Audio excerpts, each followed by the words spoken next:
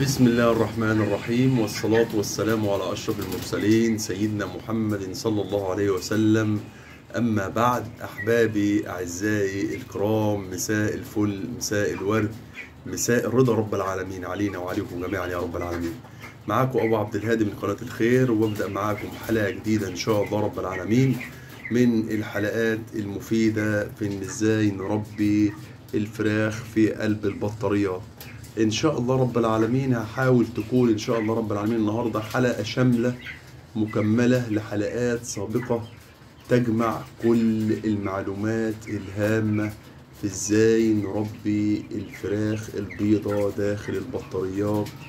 وان شاء الله رب العالمين خليكم معايا كده للاخر بامر الله، معلومات مفيده هتفيدنا جميعا ان شاء الله رب العالمين. سعيد طبعا بالوقت اللي بقضيه معاكم، وأتمنى لكم الخير ورضا رب العالمين علينا جميعا والتوفيق في كل ما تعملون إن شاء الله رب العالمين. نبدأ النهاردة إزاي بنستقبل الفراخ البيضاء في قلب البطاريات. الفراخ طبعا احنا زي ما قلنا طبعا بتيجي أول يوم بتبع العدد اللي انت جايبه. يعني أنا مثلا عندي البطارية بتاعي مقاس 2 متر في 60 زي ما انتوا شايفين، 2 متر في 60. الاتنين متر في 60 دولت القفص الفوقاني والقفص التحتاني، انا عاملهم قفصين يا جماعه. ليه؟ الجو في الصيف غير الجو في الشتاء. الجو في الصيف محتاج يبقى العدد قليل في قلب المكان، يعني كل ما ارتفعت عن الارض طلعت فوق كل ما درجات الحراره زادت.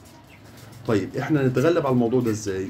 خليت في قلب المكان بدل ما هي اعمل 3 ادوار البطارية، لا انا عملت البطارية دورين.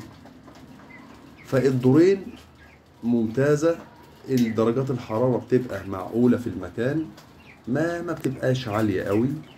وطبعا الشيء الجميل انك تكون ربنا موفقك انك ظابط درجة الحرارة في المكان، مختار المكان المناسب انك انت تربي فيه. طيب البطارية بتاخد الحجم ده بالذات 2 متر في 60 سنتي. البطارية ديت في اول ما تجيب وتستقبل، لو انت هتجيب دورين ممكن مثلا البطارية ديت الدورين دولت ياخدوا 35 فرخ في الصيف يا احباب. 35 فرخ يعني من 30 ل 35 في الصيف. انما في الشتاء ممكن ان شاء الله رب العالمين تستقبل 40 فرخ في كل قفص ياخد 20، يعني 20 فوق و20 تحت. واخدين بال حضراتكم؟ يعني المكان دوت كده، ده قفص اهوت، وهتلاقي القفص كله مقسوم من الاتنين من النص كده حضراتكم لو انتوا شايفين مقسوم 2. الجزء ده ياخد 10 في الشتاء والجزء ده بياخد 10 في الشتاء، اذا القفص ياخد له 20. انما في الصيف يا احباب ما ينفعش ان احنا نتقل على الفراخ. يعني انا حالا اهوت ما شاء الله ولا حول ولا قوه الا بالله، انا حاطط في قلب القفص 7، واخدين بال حضراتكم؟ وقفص تاني محطوط فيه اهوت 6، يعني من 6 ل7 معقول في الصيف. ليه؟ عشان درجات الحرارة ما تعلاش في المكان، لأن كل ما فيه تكدس في المكان كل ما كانت درجات الحرارة في المكان عالية، فده ممكن لا قدر الله يعمل نافق معانا.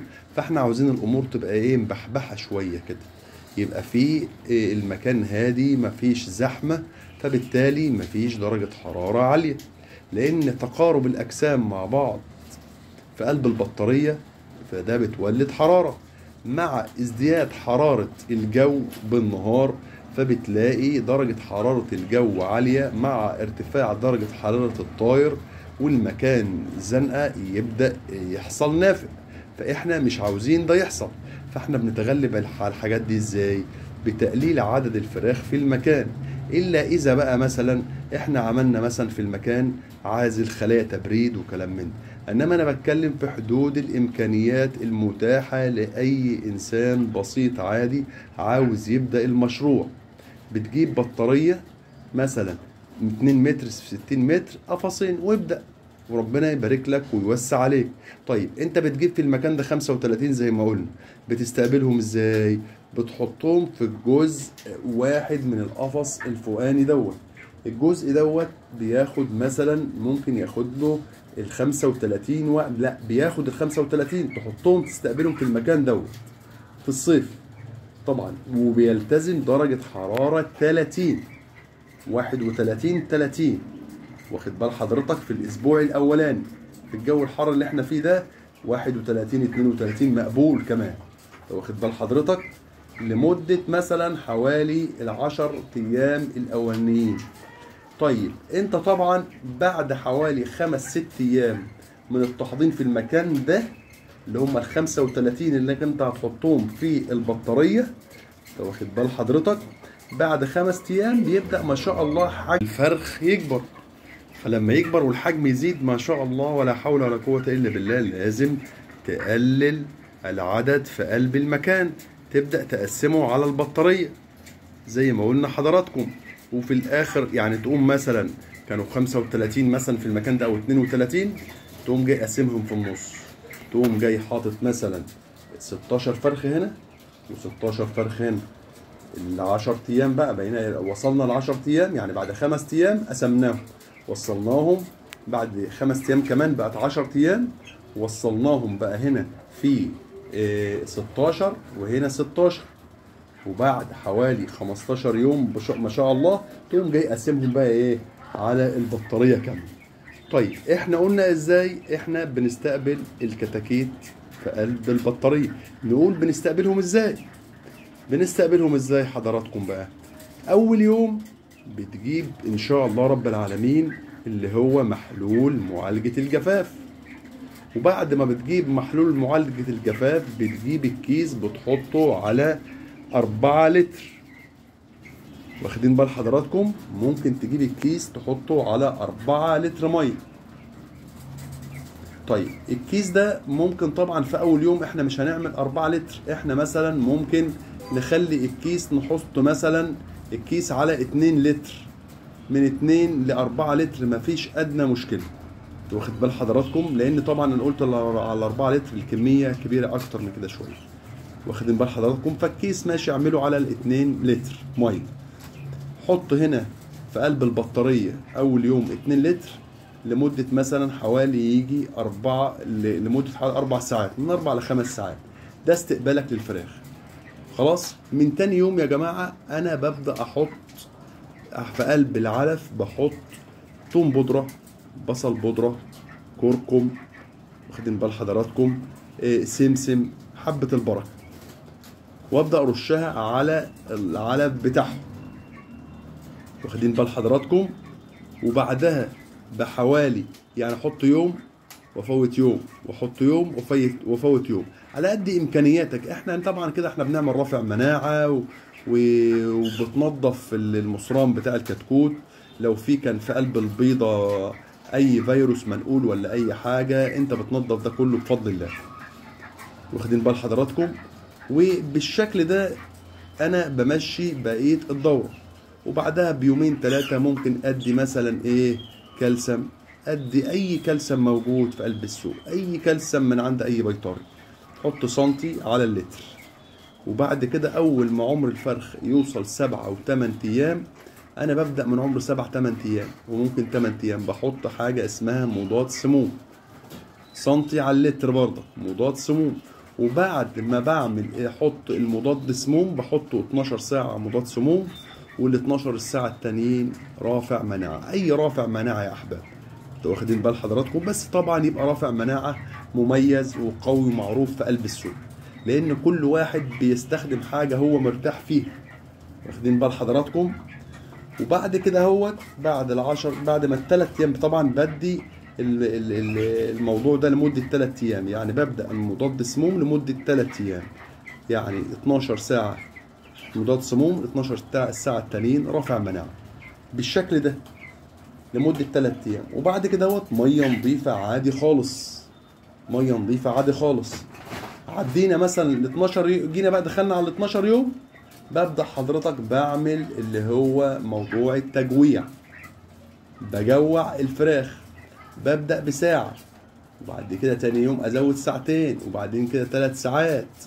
واخدين بال حضراتكم؟ لغاية ما بوصل سن 20 يوم مثلا بيبقى معايا حوالي 6-7 ساعات.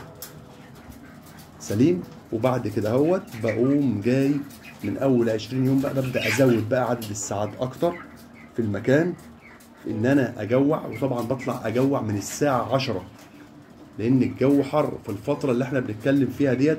الجو حر ونسبة الرطوبة بتبقى عالية في المكان. يعني انا بصور مع حضراتكم اهوت، وشايف مثلا في فرخ بينهج قدام مني. واخدين بال حضراتكم هنا اهوت، ممكن اهوت يكون باين يعني اهو. واخدين بال حضراتكم؟ ده انا بقوم جاي عامل ايه؟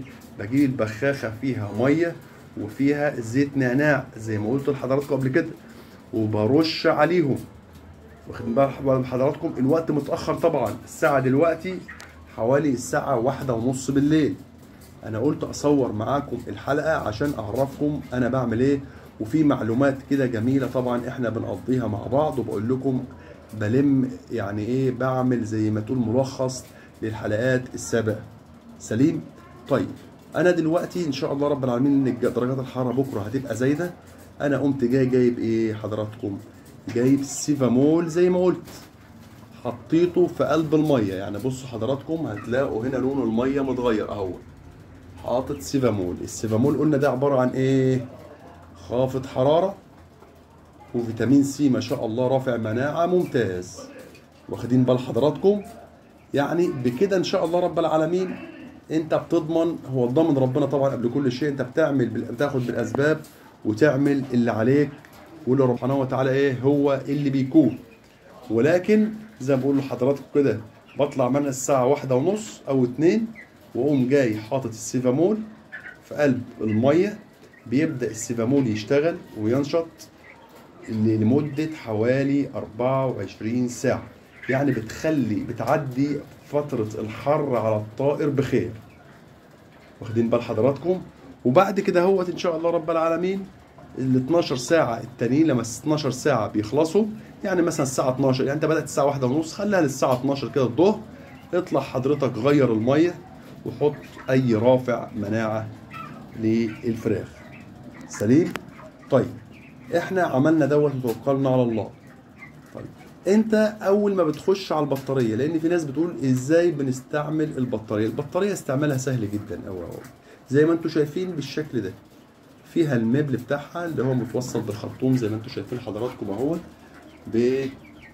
بحنفيه بفتحها بتوصل، تدخل جوه في قلب الماسوره ديت كده، وتنزل للدور الثاني من تحت كده بالشكل دوت. وفي تحت ايه؟ في صرف. يعني معلش المكان مظلم شويه، ولكن يعني على قد ايه ما بقدر بصور مع حضراتكم. واخدين بال حضراتكم؟ سليم. فانا بستعمل المبل ده، بستعمله مثلا من 5 يوم. ببدأ أقربه، أنا بستقبله، بحط السقايات اللي محطوطة ديت، بحط فيها المية عادي، وأحط لهم عشان طبعا بيبقوا لسه صغيرين، فما ينفعش إيه ياخدوا من المبل، وهيبقى بالنسبة لهم إيه عملية مرهقة شوية. فأنا بسترقب بيهم بصراحة، وأبدأ إيه أحط لهم السقايات دي، بتبقى أوفر يعني. واخد بال حضرتك؟ فبسهل عليهم يعني المسائل.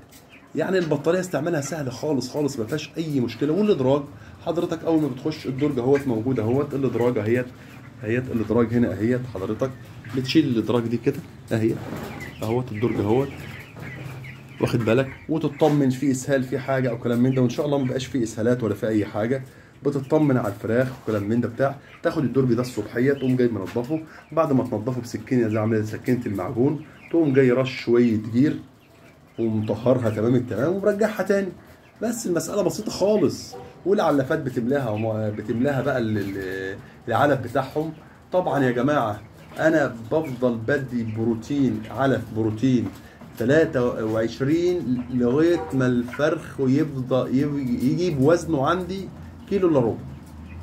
يعني مثلا 700 جرام، يعني مثلا كيلو الا ربع، يعني معقول كده. وابدا اشيل البروتين ال 23، وابدا اخش على البروتين 21. افضل ادي 21 لغايه ما الفرخ يوصل معايا لعمر 31 يوم، وبعد كده حضرتك بدي بروتين 19. انت في فتره العمر لما يوصل ل 30 ما شاء الله بتلاقي عندك اوزان مثلا 2 كيلو، 2 كيلو وربع، 2 كيلو 300 جرام، 2 كيلو 400 جرام، متفاوته وما شاء الله. ونرجع ونقول يا احباب، اهم حاجه اختيار المصدر اللي بتجيب منه الفراخ بتاعك. واخدين بال حضراتكم؟ يعني ما شاء الله ولا حول ولا قوه الا بالله. النهارده عمر كام يوم؟ عمر النهارده 21 يوم. حتى لو تلاحظوا كده نصور في البطاريه الثانيه تلاقي الفرخ ما شاء الله ولا حول ولا قوه الا بالله لسه ما كساش ريش. انا بحب الرص يا جماعه، انا بحب الرص اهو ما شاء الله ولا حول ولا قوه الا بالله. يعني ما شاء الله لسه جاي من الطائر. واخدين بال حضراتكم؟ فالمصدر مهم جدا انك تجيب كتكوت كويس، وتعرف ناس كويسه، ناس تخاف ربنا سبحانه وتعالى وتدي لك فرخ جيد وكويس سليم. طيب انت كده ظبطت البطاريه واستقبلت كله تمام.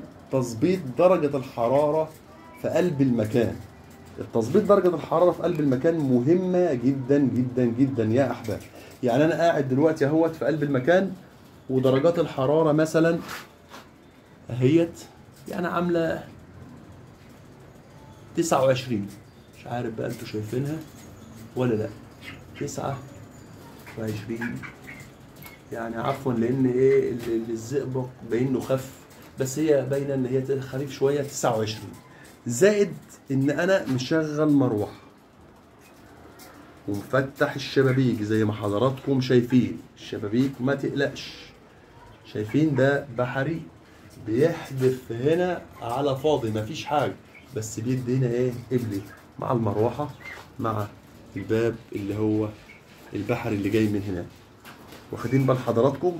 وطبعا درجه الحراره بتبدا تقل بعد مثلا عاوز مثلا انزلها مثلا ل 27 معقول برضه. واخدين بال حضراتكم؟ الفرخ يبدا يستحمل درجات الحراره دي دلوقتي. طيب اهم حاجه ضبط درجات الحراره في المكان يا جماعه. ما تزيدش ابدا ابدا عن الثلاثينات. وطبعا لما تلاقيها 30 هوب ببخبخ زي ما قلت لحضرتك، ولان البخاخه مش متواجده معايا دلوقتي كنت بخيت عليهم. انت واخد بال حضرتك؟ دايما ترطب درجه حراره الطائر، هتلاقيه نايم وواخد راحته وتمام التمام وفل الفل ومفيش اي مشكله خالص والدنيا تمام. والفرخ دايما قدام منك كويس يفرحك يعني بصراحه ما شاء الله ولا حول ولا قوه الا بالله. زائد مرحله التجويع يا جماعه. انا وصلت النهارده دلوقتي بدات اجوع من الساعه 10 لغايه الساعه 5 في الحر اللي احنا فيه دوت، لان الفتره دي بتبقى قاتله والله يا جماعه. وانت اذا كنا احنا اللي كبني ادمين مش طايقين ومش قادرين الحر سبحان الله العظيم، فما بالك بالطائر. واخد بال حضرتك؟ فلازم على طول واخد بالك من درجات الحراره في المكان مع التجويع اللي انت بتعمله. ما شاء الله حاجه ممتازه ممتازه ممتازه ممتازه. التجويع يا جماعه والله حاجه ممتازه. بتلاقي الفرخ ما شاء الله بيملى حصالته وبيبقى حاجه ما شاء الله تبارك الله جميله. ربنا يبارك للجميع يا رب ويحفظنا جميعا من كل مكروه وسوء يا رب اللهم امين. والله يا جماعه والله اني احبكم في الله.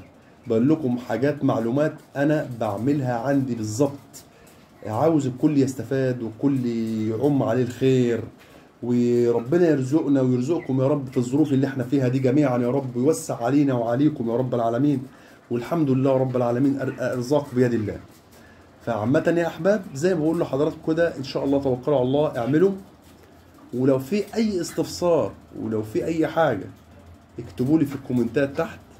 وطبعا ببقى سعيد بالاشتراكات اللي انتوا بتعملوها، اتمنى تشتركوا في القناة وده شيء يسعدني ويشرفني طبعا بوجودكم معايا، ونستفيد من بعض ان شاء الله رب العالمين. وان شاء الله رب العالمين تبقى دورة ناجحة عليا وعليكم يا رب. ونهتم شوية زي ما قلت لحضراتكم بالنظافة. النظافة يا جماعة، النظافة بقولها دايما في كل حلقة، اهتموا بالنظافة. النظافة هتوصلك لبر الأمان. الطائر هيبقى نايم مرتاح، مش شامم ريحة أمونيا، مش في ريحة مش كويسة نرفازة، ما الريحه دي بتاع الامونيا دي تقوم جايه عامله له ايه؟ تقوم جايه عامله له مشاكل في الصدر، تقوم عامله له مثلا التهابات تنفسيه، ما تخليش الطائر مظبوط، يبدا الطائر يتعب معاك. انما طول ما انت منظف المكان زي الانسان ما شاء الله نظيف في حاله كده وريحته حلوه ودايما يعني مستحمي وريحته جميله، هي الطائر كده برضه. راعي الطيور ربنا هيبارك لك ويصلح حالك وهيرزقك وهيوسع عليك ان شاء الله رب العالمين. طبعا انا سعيد بالوقت اللي بقضيه معاكم، مش عاوز اقفل الحلقه، ولكن طبعا يعني سعادتي الوحيده اللي انا دايما بنتظرها كل يوم ان انا بحاول اعمل معاكم حلقه كل يوم، واتمنى لكم الرضا والرزق من رب العالمين، وربنا يرزقنا يا رب رضاه، اللهم امين يا رب. سعيد بالوقت الطيب اللي بقضيه معاكم، واي حد عنده اي استفسار تحت امرك، وبتمنى لكم الخير. وطبعا ان شاء الله رب العالمين ان شاء الله في حلقة جديدة ان شاء الله رب العالمين نحاول نعملها بكرة ان شاء الله رب العالمين. سعيد بالوقت اللي قضيته معاكم، اتمنى لكم كل خير المرة الثانية والثالثة. تحياتي لحضراتكم، كان معاكم ابو عبد الهادي من قناة الخير، واتمنى لكم كل شيء طيب، والى حلقة قادمة باذن الله، والسلام عليكم ورحمة الله وبركاته.